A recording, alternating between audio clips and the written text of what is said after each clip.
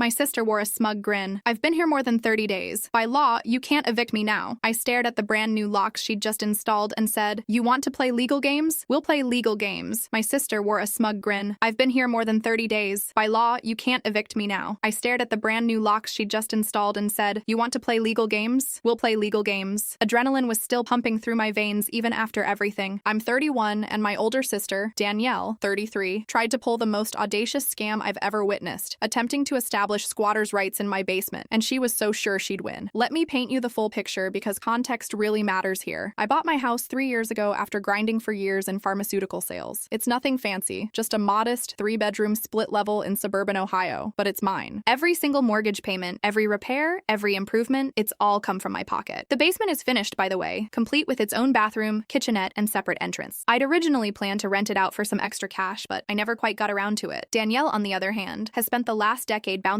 around our parents' house, various boyfriends' apartments, the occasional couch surf with friends. She always has an excuse. The economy, toxic bosses, unfair landlords. Our parents, Patricia and Robert, have enabled her every step of the way. Family helps family, Mom would say while slipping her another check. 6 weeks ago, Danielle showed up at my door, 2 duffel bags and her signature wounded expression. Her latest boyfriend, Derek, had kicked her out after catching her skimming money from his wallet one too many times. She just needed a place to crash, she said, just for a few days while she figured things out. Against my better judgment, I let her stay in the basement. No formal agreement, no rent discussion, just helping out my sister. The first week, it was fine. She kept to herself, seemed to be job hunting. By the second week, I noticed she'd moved in more belongings. Week 3, she'd set up her whole gaming rig, hung art on the walls, and was receiving mail at my address. When I finally confronted her about when she planned to leave, she just laughed it off. "Relax, little sis," she said. "I'm not hurting anyone being down here." Week 4, that's when things got interesting. I came home from a work conference to find she'd changed the lock on the basement's separate entrance. When I demanded an explanation, she handed me a printed document, some garbage she'd found online about tenant rights and establishing residency. She actually said, with a straight face, "I've been here over 30 days. I have rights now. If you want me out, you'll have to evict me properly," which could take months. The smugness on her face, the absolute certainty that she'd found some brilliant loophole. She even mentioned she'd been documenting her stay with dated selfies and keeping copies of the mail she'd been receiving. "I've done my research, Claire. You can't just kick me out anymore." That's when it hit me. This wasn't desperation or temporary circumstances. This was calculated, premeditated. She'd been planning this from day one, thinking she could manipulate the system and secure free housing indefinitely. Well, Danielle made 3 critical errors in her master plan. First, she assumed I was the same pushover I'd been in childhood. Second, she thought I wouldn't have the stomach for family conflict. Third, and most importantly, she didn't know that I'd spent 2 years serving on the board of my HOA, dealing with situations exactly like this. I had become very well versed in property law. I didn't argue. I didn't yell. I simply said, "Okay, Danielle, if you want to play legal games, we'll play legal games." The confusion on her face was priceless. She expected anger, maybe some empty threats about calling Mom and Dad. Instead, I walked upstairs and began making calls. My first call was to my attorney, David, who specializes in real estate law. Despite it being after hours, he picked up immediately. We'd become friends through those HOA battles. I explained the situation and he actually laughed. "Your sister is out of her depth," he said bluntly. "She's not a tenant. She's a guest who has overstayed her welcome. The mail and the changed lock actually work against her. They could be considered trespassing and property damage." David walked me through my options. Since no lease existed, no rent had been paid, and I'd never agreed to any tenancy, Danielle was simply a guest. The 30-day residency rule she was banking on didn't apply the way she thought it did. More importantly, changing my lock without permission was criminal property damage. My second call was to the police non-emergency line. I explained that I had a trespasser in my basement who had changed my locks without permission. They said they'd send someone over within the hour. While waiting, I prepared. I printed out every text message between us, clearly showing she'd asked to crash for a few days. I gathered my property deed, mortgage statements, and utility bills, all in my name alone. I also took photos of the changed lock and documented the unauthorized modifications she'd made to the basement. The 2 officers who arrived were thoroughly professional. Officer Thompson, the senior one, listened to both our stories. Danielle tried her whole spiel about established residency and tenant rights. She showed her dated selfies and mail. She was confident, even condescending, explaining to the officers how the law worked. Officer Thompson then asked the key questions. "Ma'am, do you have a lease agreement?" Danielle stammered, "Well, no. Have you paid any rent?" "That's not relevant." "Did the homeowner give you permission to change the locks?" Danielle's confidence started cracking. "I have rights. I've been here over 30 days. She's my sister. This is a family matter." Officer Thompson turned to me. "Ma'am, do you want this individual removed from your property?" "Yes, officer," I said, calm as could be. "She was a guest who was supposed to stay a few days. She's overstayed her welcome and damaged my property by changing my locks without permission." The officers informed Danielle that while they couldn't immediately remove her due to the complexity of the situation, changing the locks was indeed property damage. They gave her two options: leave voluntarily tonight, or they'd file a report that could lead to criminal charges. Danielle, suddenly less cocky, stammered about needing time to find a place. The officers made it clear she could take that time, but any criminal mischief would result in immediate arrest. They suggested she not push her luck. After the police left, Danielle retreated to the basement, probably to Google frantically about her options. I used that time to implement phase 2 of my response. David had already prepared an official notice to quit, not an eviction notice, but a formal demand that a guest leave the premises. Since Danielle wasn't a tenant, the typical eviction process didn't apply, but David wanted everything documented properly. The next morning, I had the notice professionally served. The process server knocked on the basement door at 7 a.m. sharp. Danielle, still in her pajamas, was handed the official documents, giving her 72 hours to vacate or face criminal trespassing charges. The look of shock on her face as she realized I'd hired an actual process server was worth every penny of the $75 fee, but I wasn't done. If Danielle wanted to play house in my basement, she could do it without my utilities. I called my utility companies and explained the situation. Since everything was in my name and I was the sole owner, I had every right to modify service to my property. Within 24 hours, I'd had the electrical breaker to the basement locked off, the gas line to the basement heater shut off, and the water to the basement bathroom discontinued. Danielle came storming upstairs that evening, her phone flashlight providing the only illumination. "You can't do this. This is illegal. Landlords can't shut off utilities." I was ready for this. "You're absolutely right, Danielle. Landlords can't shut off utilities to tenants. Good thing you're not a tenant. You made that very clear when you said you'd establish squatters' rights. Squatters don't get utilities. Besides, I'm not shutting them off. I'm simply declining to provide free utilities to a trespasser." She threatened to call the cops. I encouraged her to do so. She threatened to call our parents. I handed her my phone. She threatened to sue me. I gave her David's business card and said, "My attorney would love to discuss the criminal trespassing charges and property damage." That's where we stood. It had been 36 hours since the notice was served. Danielle was still in the basement, but I could hear her moving around, packing things. She'd been going to the gas station to use their bathroom and charging her phone in her car. Our parents had called me 15 times, but I hadn't answered. I knew Danielle had given them her sob story version. Tomorrow was day 3, the deadline. David had already prepared the criminal trespassing complaint if needed. The locksmith was scheduled to come rekey the basement door once Danielle left. I'd also installed security cameras covering all entrances just in case she tried to return. I know some of you will think I'm being too harsh on family, but here's the thing. Danielle didn't make a mistake or fall on hard times. She deliberately tried to steal my property through manipulation of laws she didn't fully understand. She was counting on family bonds to protect her from consequences. Well, she learned that family bonds don't override property rights and criminal law. Update. Day 4. OMG, the last 24 hours have been absolutely insane. I knew posting here would get some attention, but I didn't expect the story to blow up like it did. Thank you to everyone who offered support and advice. To those saying I'm heartless, you've clearly never dealt with a manipulative family member who sees you as nothing more than a resource to exploit. So, the 72-hour deadline came and went yesterday at 7 a.m. At 6:45 a.m., I was sitting in my kitchen with my laptop, security camera feeds pulled up, coffee in hand, waiting. David was on standby, and I had the police non-emergency number ready to dial. At 6:58 a.m., the basement door opened. Danielle emerged with her duffel bags, looking like she'd aged 5 years in 3 days. No shower, hair a mess, wearing the same clothes from when the utilities were shut off. She stopped at the top of the stairs and stared at me through the kitchen window. I thought she might try to come in for some dramatic confrontation, but she just stood there for a solid minute before loading her stuff into her beat-up Honda Civic. But here's where it gets interesting. As she was about to drive away, another car pulled up, our parents. Mom got out first, Dad following slowly behind. Danielle immediately ran to Mom, and I could see her gesturing wildly, pointing at the house, clearly painting herself as the victim. I knew this was coming. I'd been dodging their calls for 3 days, but I couldn't avoid them showing up in person. I stepped outside, phone recording in my pocket. Single-party consent state, perfectly legal. Mom started immediately. "Claire, how could you do this to your sister? She's family. She's homeless because of you." I stayed calm. "Hi, Mom. Hi, Dad. Danielle's homeless because she tried to steal my house through fraudulent means." "Steal? Don't be dramatic. She just needed a place to stay." "Then why did she change my locks? Why did she try to claim squatters' rights? Why did she tell me I'd have to formally evict her?" Dad finally spoke up. "Sisters have disagreements. You didn't need to involve the police." I pulled out my phone and showed them screenshots of Danielle's text to her friend Ashley. Oh yeah, I forgot to mention this part. After the police visit, Danielle had been careless enough to use my Wi-Fi before I changed the password to message her friends about her brilliant plan to secure free housing for at least 6 months while the eviction processed. She'd literally written, "Claire is such a pushover. She'll cave the second Mom gets involved." Watching my parents read those messages was like watching the stages of grief in real time. Denial. This must be out of context. Anger. You shouldn't be showing us her private messages. Bargaining. Maybe she was just venting. Depression. The silence. And finally, a weird form of acceptance where they turned on me anyway. "Regardless," Mom said, "you could have handled this differently. Where's she supposed to go?" "That's not my problem, Mom. She's a 33-year-old woman who thought she could con her way into free housing. Maybe stop enabling her and she'll figure her life out." That's when Danielle lost it. it. Con, I'm your sister. I needed help and you treated me like a criminal. You are a criminal, Danielle. You damaged my property and attempted fraud. The only reason you're not in handcuffs is because I gave you the option to leave voluntarily. She took a step toward me, fists clenched. Dad grabbed her arm. Danielle, don't make this worse. Worse? How could it be worse? She ruined my life. I laughed. Actually laughed. I ruined your life? You showed up with a premeditated plan to steal my property. You changed my locks. You tried to manipulate tenant law. All I did was protect what's mine. Mom tried one more guilt trip. Claire, if you don't help her, she'll have to live in her car. Then maybe she should have thought about that before trying to scam her own sister. And by the way, where were you two when I was working 60-hour weeks to afford this house? Right, you were writing Danielle checks and making excuses for why she couldn't hold a job. That hit a nerve. Dad's face went red. We've always tried to help both our daughters. No, Dad, you've enabled one and expected the other to fend for herself. Well, congratulations. I learned to fend for myself really well, including from family members who think they're entitled to what I've earned. They left after that. Danielle peeling out dramatically, parents following in their Camry. I thought that was the end of it. I was wrong. 3 hours later, I got a call from my uncle Christopher, my dad's brother, then my cousin Megan, then my grandmother. Danielle and my parents had started a family-wide campaign, spreading their version of events. Claire kicked her own sister onto the streets. Claire chose property over family. Claire has changed since making money. So, I did something they didn't expect. I created a family group email, all 47 members of our extended family, and laid out everything. The screenshots of Danielle's texts about her brilliant plan, the photos of the changed locks, the police report, the process server documentation, everything. I wrote, since Danielle and our parents have decided to make this a family matter, here are the facts. Danielle attempted to fraudulently claim squatters' rights in my home. She changed my locks without permission. She bragged to friends about manipulating tenant law to secure free housing. She counted on family pressure to let her succeed. I protected my property through legal means. If anyone has questions, I'm happy to discuss, but I will not apologize for refusing to be a victim of fraud, family or not. The responses were mixed, but enlightening. Uncle Christopher called me directly. Good for you. Danielle's been pulling this crap for years. Someone needed to stand up to her. Grandma was disappointed, but admitted Danielle had it coming. Several cousins shared their own stories of Danielle borrowing money that was never repaid or crashing at their places and refusing to leave. But the best response came from my cousin Sarah, an attorney in California. For what it's worth, you handled this textbook perfectly. Clean documentation, proper legal channels, no vigilante justice. Danielle's lucky you're her sister. A stranger would have pressed charges. As of now, it's been 18 hours since Danielle left. I've had the locks rekeyed, $150, installed a complete security system, $500, and filed a restraining order. David's handling it because he's fascinated by the audacity of the situation. The basement is already listed on rental sites, and I've got 3 viewings scheduled for this weekend. Danielle, from what I've heard through the family grapevine, is staying with our parents. They're apparently making her sleep on the couch instead of the guest room. Their small way of showing disapproval while still enabling her. She's already posted on Facebook about family betrayal and choosing money over blood, but most of the comments aren't going her way. The best part? This morning, I got a text from an unknown number. It was Danielle's ex-boyfriend, Derek, the one who kicked her out. He'd heard about what happened through mutual friends. His message: she tried the same thing with me, changed my apartment locks while I was at work. I was too shocked to do anything about it. Thank you for standing up to her. Maybe she'll finally learn. I'm sitting here now in my house, drinking coffee, and it's peaceful. The basement is quiet, my doors lock with keys only I have, and somewhere across town, my 33-year-old sister is hopefully realizing that her actions have consequences. Update 2. 2 weeks later. I thought I was done updating, but the last 2 weeks have been a masterclass in watching someone's manipulation tactics completely backfire. Grab your popcorn because Danielle's attempts at revenge have been spectacularly unsuccessful. First, let me address the restraining order situation. David filed it the day after Danielle left, but it was initially denied. The judge felt that since Danielle had vacated voluntarily and hadn't made any direct threats, a restraining order wasn't warranted yet. However, the judge did issue a formal no trespass order specific to my property, which is documented with the local police. If Danielle steps foot on my property, it's immediate arrest. This half victory emboldened her. She thought if the restraining order was denied, she could pressure me through other means. She was wrong. Her first attempt was through social media. She created a lengthy Facebook post about toxic family members and capitalism destroying family bonds. She didn't name me directly, but it was obvious. What she didn't expect was for our cousin Sarah, the attorney, to comment with a link to the state's fraud statutes, highlighting the specific laws about false representation for financial gain. She added, "Interesting read for anyone dealing with family members who think they're entitled to others' property." The post was deleted within an hour. Her second attempt was financial. She tried to claim I owed her money for improvements she'd made to the basement. She actually sent me an invoice for $3,200, itemizing things like deep cleaning, organization systems, and aesthetic enhancements. I forwarded it to David, who sent back a formal response stating that any unauthorized modifications to my property could result in a lawsuit for damages. We also included an itemized bill for the lock replacement, utility usage during her stay, and the legal fees I'd incurred, totaling $4,100. She didn't pursue that avenue further, but the third attempt is where things got really interesting. Last Monday, I came home to find a city code enforcement officer at my door. Someone had filed an anonymous complaint about illegal rental activity and unsafe living conditions in my basement. The officer needed to inspect the premises. I gladly let him in. The basement was immaculate. I'd hired professional cleaners after Danielle left. It was also completely up to code with proper egress windows, smoke detectors, and permits for the finished space. All done by the previous owner, fully documented. The officer found absolutely nothing wrong. In fact, he complimented the space and asked if it was still available to rent. Here's where Danielle screwed up. The complaint specifically mentioned issues that only someone who'd lived in the basement would know about, like a loose outlet cover behind the water heater and inadequate ventilation in the storage closet. The officer said, "Anonymous complaints that are this specific and turn out to be false often come from disgruntled former occupants." He made a note in the file that this appeared to be a vindictive false report. I also learned something interesting from the officer. Filing false code complaints is a misdemeanor in our city, punishable by up to $500 in fines and 30 days in jail. If a pattern of harassment is established, it becomes a more serious offense. He suggested I document everything and file a police report if any more suspicious complaints arise. Meanwhile, the family drama continued. My Aunt Linda, Mom's sister, called me out of the blue. She's always been the black sheep of the family, moved away years ago, minimal contact. She'd heard about the situation through the family grapevine and wanted to share something. "Your sister tried this crap with me 5 years ago," she said. "Showed up for a weekend visit, then wouldn't leave. Started talking about tenant rights after 2 weeks. I had to threaten to call the cops before she finally left. Your mom begged me not to make a big deal about it. Said Danielle was going through a tough time. I've kept my distance from all of them since." This was news to me. I asked if she'd be willing to write a statement about her experience. She agreed immediately and sent me a detailed email about Danielle's pattern of behavior. She also mentioned she'd done similar things to our Uncle Paul and a second cousin in Texas. The family just kept quiet about it to keep the peace. I started reaching out to other family members privately. The stories poured in. Danielle had been pulling versions of this scam for over a decade. Small loans never repaid, extended visits that required force to end, borrowed cars that were returned damaged. Everyone had a story, but nobody had ever compared notes before. I compiled everything into a document, the Danielle file, and sent it to my parents with a simple message: "This is who you've been enabling." The response was swift. Dad called me immediately, his voice shaking. We didn't know it was this extensive." "Yes, you did," I replied. "You just chose to ignore it. Every time someone complained, you made excuses. Every time she faced consequences, you bailed her out. You created this." There was a long silence before he said, "Your mother wants to kick her out, but you won't," I predicted. "No," he admitted, "but we've told her she has 30 days to find a job and her own place. We mean it this time." Sure they do. Here's the twist though. Remember the rental listing I posted? I found the perfect tenants, a young couple, Thomas and Emily, both nurses at the local hospital, stable income, excellent references, and they loved the separate entrance for their shift work. They signed a 1-year lease at $800 per month, which covers nearly half my mortgage. I posted a photo on Instagram of me handing over the keys to them, captioning it, "Turning a negative into a positive. Welcome to your new home, Thomas and Emily." Petty? Maybe. Satisfying? Absolutely. Danielle saw it, of course. According to my cousin who still follows her, she went on a rant about me profiting off family misfortune. Several people pointed out that it was my property to do with as I pleased and that she tried to steal it. She blocked them all, but the absolute best part happened yesterday. I got a call from Ashley, Danielle's friend, who she'd been texting about her brilliant plan. Ashley wanted to apologize. Apparently, Danielle had tried to pull the same scam on her last week. Showed up for a few days, started receiving mail, talked about her rights. Ashley, having seen what happened with me, immediately kicked her out and threatened to call the cops. "I thought she was joking when she told me about her plan with you," Ashley said. "I realize now she's seriously disturbed. Thanks for standing up to her. You probably saved a lot of people from getting scammed." As of today, Danielle is still at our parents' house. She's reportedly applied to a few jobs, but keeps finding reasons why they're not the right fit. Mom and Dad's 30-day deadline is approaching, but I'm not holding my breath. They've made similar ultimatums before. What's different this time is that Danielle's running out of options. The family knows her game. Her friends are wary. She's gained a reputation as someone to avoid. The free ride is ending, not because she's changed, but because people are finally comparing notes and protecting themselves. Final update, 2 months later. I wasn't going to update again, but what happened over the last month needs to be shared. It's a perfect example of how enabling parents and a manipulative adult child finally reached their breaking point. Danielle's 30-day deadline at our parents' house came and went without her leaving. Shocking, I know. But what happened next was something I didn't see coming. 3 weeks ago, I got a call from Dad at 11 p.m. His voice was different, tired, defeated, but also somehow resolved. "Claire, I need your help. Not for Danielle, for your mother and me." It turned out that Danielle had escalated her behavior at their house. She'd stolen checks from Mom's purse and forged one for $200. When confronted, she claimed it was an advance on her inheritance and that they owed her for a lifetime of emotional trauma. She'd also been selling items from their house on Facebook Marketplace. Dad's tools, Mom's jewelry, anything not nailed down. But the final straw was when they caught her trying to add herself to their bank account online. She'd used their personal information to call the bank pretending to be Mom, attempting to add herself herself as an authorized user. The bank's fraud department caught it and called Dad directly. "We want her out," Dad said, "but we're scared. She's become aggressive, threatening. Your mother hasn't slept in days." I told them to pack a bag and come to my house immediately. They could stay in the newly rented basement. My tenants had just given notice due to a job relocation. Perfect timing. While they drove over, I called David. David outlined a plan. Since Danielle had committed check fraud and identity theft, criminal charges were absolutely warranted. This would give my parents grounds for an immediate restraining order and would likely result in Danielle's arrest. It was harsh, but it was necessary. My parents arrived at midnight looking older than I'd ever seen them. Mom had been crying. Dad's hands were shaking. These were two people who'd spent 33 years making excuses for their daughter, finally faced with what they'd created. The next morning, we went to the police station together. My parents filed a report for check fraud, identity theft, and theft of property. The detective, a no-nonsense woman named Officer Chin, took their statement and looked at the evidence. The forged check, the bank's fraud report, photos of items Danielle had sold online. "This is actually quite serious," she said. "The check fraud alone is a felony given the amount. The identity theft adds federal charges. Has she done this before?" That's when I pulled out the Danielle file. Officer Chin's eyes widened as she read through years of similar behavior. "This establishes a clear pattern. We'll be issuing a warrant today." My parents also filed for an emergency restraining order, which was granted immediately given the evidence of financial crimes and the pattern of escalation. Danielle would have to stay at least 500 feet away from them and their property. Danielle was arrested 2 days later at a bar downtown. She'd been using Mom's credit card to buy rounds for strangers, trying to play the big shot. When the police showed up, she apparently made a scene, claiming it was all a misunderstanding, that her family was setting her up. Nobody bought it. She called me from jail. I don't know why I answered. Curiosity, maybe. "Claire, you've got to help me. This is insane. I'm your sister. Danielle, you committed fraud against our parents. You stole from them. You tried to access their bank accounts. What did you think would happen? It's not fraud. I'm their daughter. I'm entitled to..." "You're entitled to nothing. You're 33 years old. You've spent your entire adult life taking from others. It's over. This is your fault," she screamed. "If you just let me stay, none of this would have happened." "No, Danielle. If you hadn't tried to steal my house, you wouldn't have moved on to stealing from Mom and Dad. This is all on you." She hung up. Danielle spent a week in jail before making bail. Not from our parents, but from some online boyfriend she'd been catfishing. He put up $5,000, believing she was a successful entrepreneur wrongly accused. That relationship lasted exactly as long as it took for him to Google her name and find the arrest record. The legal process moved surprisingly fast. Faced with overwhelming evidence and the possibility of federal charges for identity theft, Danielle's court-appointed attorney advised her to take a plea deal. She pleaded guilty to 1 count of felony fraud and 1 count of misdemeanor theft. The sentence? 2 years probation, mandatory therapy, $100 and $200 restitution to our parents, and 200 hours of community service. But here's the beautiful irony. As a condition of her probation, she has to maintain stable employment and housing. No couch surfing, no temporary stays with family or friends. She has to provide her probation officer with proof of a lease and pay stubs every month. For the first time in her adult life, Danielle has to be genuinely self-sufficient. Last I heard, she's working at a warehouse and living in a studio apartment on the outskirts of town. She's not allowed to contact me or our parents. Her social media has gone dark. The family members who used to feel sorry for her now use her as a cautionary tale for their own kids about what happens when you never grow up. My parents are still staying with me, though they're looking for a smaller apartment now. They've put their house on the market. Too many bad memories. And they want to downsize anyway. Our relationship has improved dramatically. Mom apologized for years of enabling Danielle and expecting me to just deal with it. "We failed both of you," she said last week over dinner. "We failed Danielle by never letting her face consequences. And we failed you by making you feel like her behavior was normal." Dad's been going to therapy to deal with the guilt and anger. He told me yesterday that the therapist helped him realize that helping someone avoid consequences isn't love. It's sabotage disguised as support. The extended family has been surprisingly supportive. Aunt Linda visited last month and thanked me for being the one to finally stand up to Danielle. "You didn't just protect your house," she said. "You broke the cycle." Even some of Danielle's former friends have reached out to thank me. Ashley started a group chat for people Danielle had scammed over the years. Last count, there were 15 members with stolen amounts totaling over $20,000. They're considering a civil lawsuit, though most just want to move on. As for my basement, I've got new tenants moving in next week. A retired couple who love the quiet neighborhood. They're paying $850 per month, and they've already signed a 2-year lease. Their background check was spotless, references glowing, and they haven't mentioned squatters' rights once. I've learned a lot from this experience. I've learned that family bonds don't mean accepting abuse, that enabling someone isn't helping them, that sometimes the kindest thing you can do for someone is let them face the consequences of their actions. But most importantly, I've learned that standing up for yourself isn't cruel or heartless. It's necessary. Danielle spent 33 years believing she could manipulate her way through life because nobody ever said no. Well, I said no, the court said no, and finally, even our parents said no. To those dealing with similar situations, here's my advice. Document everything. Use legal channels. Don't let guilt override your rights. And remember, family members who truly love you won't try to steal from you, manipulate you, or treat your hard-earned property as their personal safety net. net. Danielle's story isn't over. She's got 2 years of probation to get through, and knowing her, she'll probably violate it somehow. But that's not my problem anymore. It's not my parents' problem. It's hers, as it always should have been. My house is peaceful now. My locks work with my keys. My basement generates income instead of drama. And somewhere across town, my sister is finally learning what the rest of us figured out years ago, that being an adult means paying your own way, following the law, and accepting that nobody owes you anything just for existing. Family helps family, Mom used to say, but family doesn't mean being a victim. Sometimes the most helpful thing you can do is show someone that their actions have consequences, even if, especially if, they're family. Your peace of mind is worth more than all the family approval in the world. So, tell me, have you ever faced a situation like this with family? What would you have done in my shoes? I really want to know your thoughts down in the comments.